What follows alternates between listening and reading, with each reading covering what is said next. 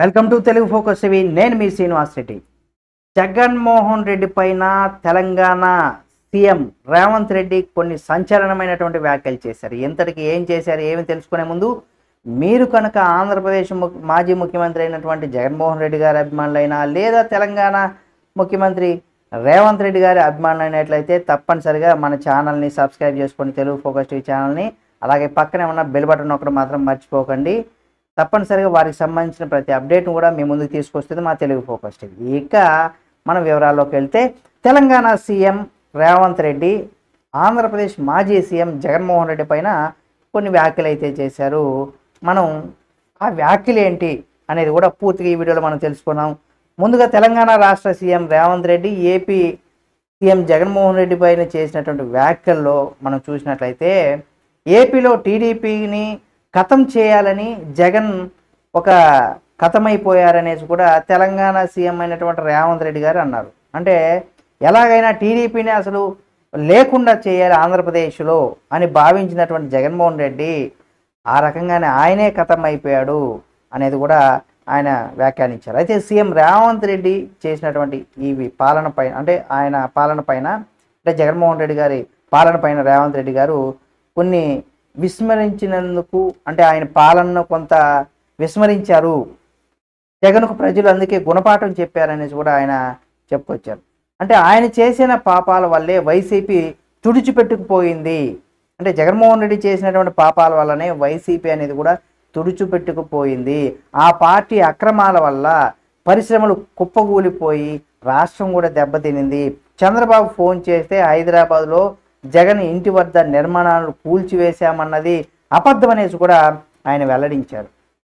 అంతేకాకుండా వైసీపీ అధినేత జగన్మోహన్ రెడ్డి ప్రస్తుతం చచ్చిన పాము లాంటి వాడనేసి కూడా చెప్పుకొచ్చారు. ఢిల్లీలో మీడియాతో మాట్లాడినటువంటి రేవంత్ రెడ్డి గారు ఈ మేరకు మాజీ సీఎం జగన్ పైన సంచలనమైనటువంటి వ్యాఖ్యలు చేశారు. ఎందుకంటే 2019 ఎన్నికల్లో కూడా మనం చూసినట్లయితే 151 సీట్లతో అధికారంలోకి వచ్చినటువంటి జగన్ ఇటీవల ఎన్నికల్లో కేవలం 11 సీట్లకు మాత్రమే పరిమితమయ్యారంటే గుర్తు చేసుకోండి. దీని వెనక గల కారణాలు అసలు జగన్ అనుసరించినటువంటి పనుల వల్లే అని కూడా రేవంత్ రెడ్డి గారు నొక్కి వక్కానించారని చెప్పుకోవచ్చు. ఎందుకంటే ఆయన పాలనలో ప్రజలు ఇంత మెజారిటీ ఇస్తే ఆ మెజారిటీని ఉపయోగించుకొని ప్రజలకు సంక్షేమం, అభివృద్ధి, ప్రజలపైన భారం లేకుండా ప్రజలకు మంచి ఒక మంచి నాయకుడు మనకు ఉన్నాడు అనే విధంగా పరిపాలించకుండా ఏ రకంగా అయితే పరిపాలించారో అందరికి తెలుసు. కాబట్టి అందుకే ఆయన చేసిన పనుల వల్లనే ప్రజలు కూడా ఇంత కిందకి పడేశారనేసి కూడా ఆయన చెప్పుకొచ్చారు. అంతేకాకుండా వైసీపీ ఎంపీలు తనను కలిస్తే వారికి జగన్, అంటే వైసీపీ ఎంపీలు కూడా రేవంత్ రెడ్డి గారిని కలిస్తే వారిని జగన్ తిట్టిన సందర్భాలే ఉన్నాయని ఈ సందర్భంగా సీఎం రేవంత్ రెడ్డి అయితే చెప్పుకొచ్చారు. వైసీపీ ఎంపీలు ఢిల్లీలో వెళ్ళినప్పుడు మామూలు కలిసినప్పుడు వాళ్ళు కూడా జగన్మోహన్ రెడ్డిని తిడుతున్నారట. ఇక జగన్ చేసినటువంటి పనులు నచ్చకనే ఏపీ ప్రజలు ఇటీవల ఎన్నికల్లో కేవలం 11 సీట్లకే పరిమితం చేశారని సీఎం రేవంత్ రెడ్డి అయితే ఎద్దేవా చేశారు. తెలంగాణ ఎన్నికల్లో టీడీపీ పోటీ పైన కూడా రేవంత్ రెడ్డి గారు స్పందించారు. అంటే తెలంగాణ అసెంబ్లీ ఎన్నికల్లో కూడా తెలుగుదేశం పార్టీ కనుక పోటీ చేసి ఉంటే కాంగ్రెస్ పరిస్థితి ఎలా ఉండేదోననేసి కూడా రేవంత్ రెడ్డి మీడియాతో కొంత చిట్చాటు చేసుకొచ్చారని కూడా చెప్పుకోవచ్చు. ఎందుకంటే తెలంగాణ వ్యాప్తంగా కూడా టీడీపీకు ఒక 10% ఓట్లు దక్కి ఉండేదనేసి కూడా చెప్పుకొచ్చారు.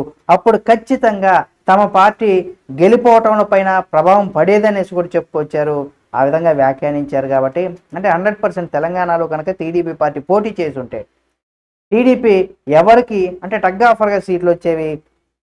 అప్పుడు ఎవరికి మద్దతు ఇస్తే వాళ్ళ అధికారంలో ఉండేదానికి అవకాశం ఉండేది. కాబట్టి తెలంగాణలో కేసీఆర్ అహంకారం, అతి తెలివితేటల వల్లనే దెబ్బతిన్నారని కూడా చెప్పుకొచ్చారు. తాను సీఎం కావడం, బీఆర్ఎస్ ఓటమి, కేసీఆర్ని గద్దెదించడానికే గద్దెదించడమే అనేసి, ఇక తన 3 రాజకీయ లక్ష్యాలు నెరవేరిపోయాయనేసి కూడా చెప్పుకొచ్చారనమాట. ఒకటి, తెలంగాణలో కేసీఆర్ అహంకారాన్ని తగ్గించేశారు. అలాగే ఆయన అతి తెలివితేటలు, అవన్నీ కూడా భూస్థాపితం చేయడానికి ఎంతగానో అవి పనిచేశాయని కూడా ఆయన చెప్పుకొచ్చారు. దాంతోపాటుగా కేసీఆర్ని గద్దె దించడం, బీఆర్ఎస్ను ఓడించడం, లక్ష్యాలను అంటే తన అధికారంలోకి అంటే తమ పార్టీ అధికారంలోకి రావడానికి ఈ 3 లక్ష్యాలను నేను నెరవేర్చుకున్నాను అనేసి కూడా ఆయన చెప్పుకొచ్చారు. తెలంగాణ ప్రజల నుంచి కూడా మంచి చేయడం కోసమే, తెలంగాణ ప్రజలకు మంచి చేసే దిశగానే కాంగ్రెస్ పార్టీ నుండి కష్టపడుతుందనేసి కూడా తెలియజేశారు ఆయన.